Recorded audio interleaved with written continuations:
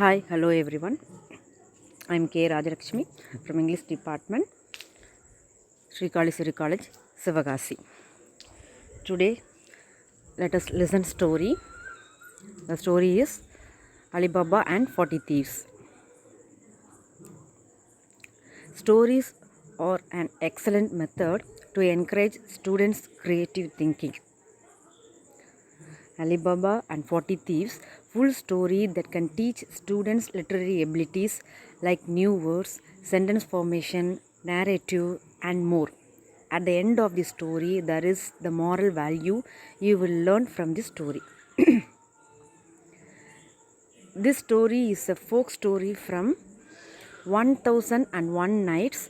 Alibaba and 40 Thieves was added to the collection by Anton Gallant, a French translator who heard it from a Syrian storyteller in the 18th century. This story has been widely recounted and performed in many media, especially for kids, as one of the most famous Arabian Nights tales. There are numerous versions of the story with modest differences in title and details. The characters of this story are Alibaba, Qasim, 40 Thieves, Alibaba's maid. There were two brothers, Qasim and Alibaba, who lived in Persia.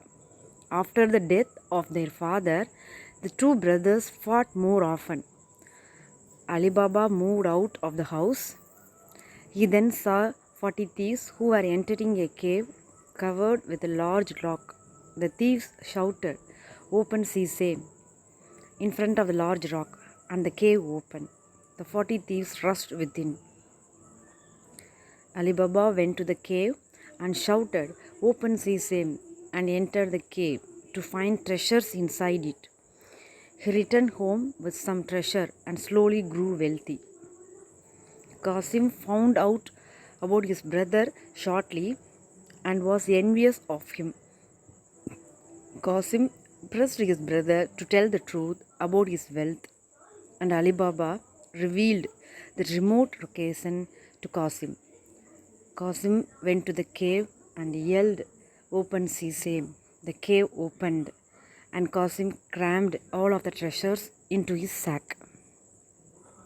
When he was ready to leave, he discovered the cave had been shut. He sobbed as he struggled to recall the magical words to open the cave. "Open, donkey, open, donkey." He tried everything, but it was a complete failure.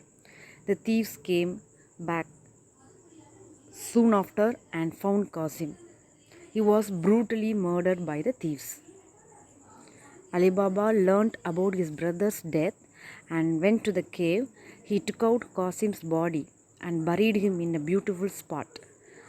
The thieves realized that the body of the man was missing and was enraged. They found out that Alibaba had taken the body and went to his home to steal. Alibaba's maid noticed it and made an identical mark on all of the neighborhood's doors. The thieves again arrived the next day at Alibaba's home, but they couldn't discover his home because all the doors had identical markings. Finally, the robbers found Alibaba's home and entered. They hid inside large jars. The maid noticed them lurking and filled the jars with hot water. The thieves hiding inside the jar died. The leader of the thieves disguised himself as a guest and entered Alibaba's home. Alibaba's maid knew who he was. She arrived with two swords and began dancing to entertain the guest in disguise. She inched closer to the thief and instantly stabbed him. Alibaba found out what had transpired. The maid's assistant and insight astounded him, and he married her. The two had a happy life together. The moral of the story is that we should never bow down to greed. In this story, it was greed and jealousy that led to the death of Alibaba's brother. The story also teaches us to be brave in the face of adversity, like Alibaba's maid, who was brave to fight the thieves and also save Alibaba's life. Thank you.